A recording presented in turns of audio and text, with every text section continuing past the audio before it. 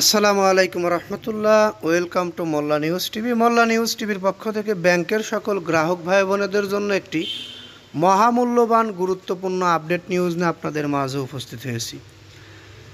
বাংলাদেশের ব্যাংক খাতের এই সমস্যার সমাধান কোথায়? আদৌ কি সমাধান হবে নাকি শেষ পরিণতি দেউলিয়া? আসলে আমরা যে নিউজগুলো করে থাকি আন্তর্জাতিক মানের অনলাইন নিউজ থেকে কালেক্ট করা নিউজগুলো বিভিন্ন পর্যায়ে বিভিন্ন নিউজ একসঙ্গে করে সেগুলো থেকে আমরা গুরুত্বপূর্ণ টপিকগুলো নিয়ে আপনাদের সাথে আলোচনা করি। এখানে আমার ব্যক্তিগত কোনো মতামত প্রকাশ করি না।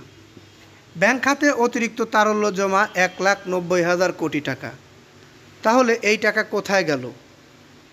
আজকেও আমার অনেক ভিউয়ার্স আমাকে কমেন্ট করছে, তারা বিভিন্ন ব্যাংকে গিয়ে 10,000 টাকা তুলতেও হিমশিম খেয়েছে।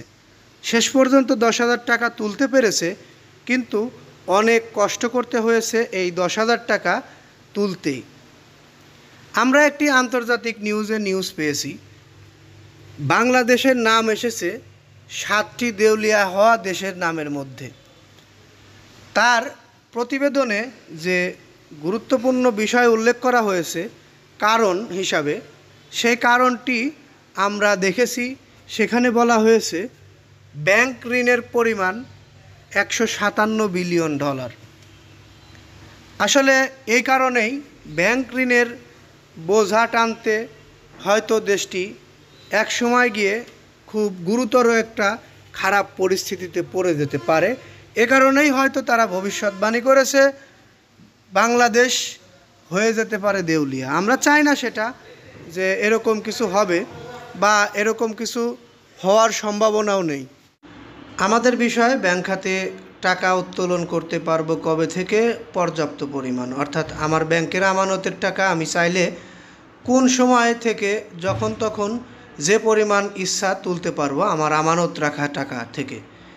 এখন আমরা বিভিন্ন নিউজে দেখেছি, বাংলাদেশের অনেক গণমাধ্যমেও এটি প্রকাশ করা হয়েছে, অতি দ্রুতই এই তারল্য সংখ্যা কেটে যাবে সকল ব্যাংক থেকে, এবং আমরা যারা ব্যাংকের গ্রাহক রয়েছি তাদের যে পরিমাণ অর্থ আমাদের আমানত রাখা হয়েছে ব্যাংকগুলোতে, আমরা চাইলেই যে কোনো সময় সে টাকা উত্তোলন করতে পারবো।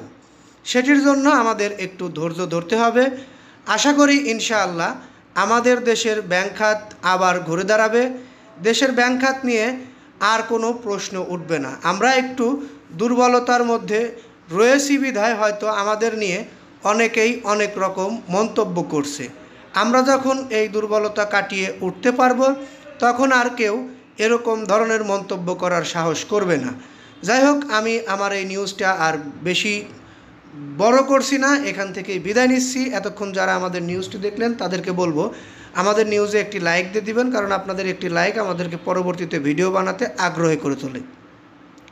চাইলে আমাদের চ্যানেলটি সাবস্ক্রাইব করে বেল বাটন অন করে রাখতে পারেন, কারণ আমাদের এই চ্যানেল থেকে সব সময় গুরুত্বপূর্ণ আপডেট নিউজ সবার আগে প্রকাশ করে থাকে। এই বলে আমরা এখান থেকে বিদায় নিচ্ছি। আসসালামু আলাইকুম।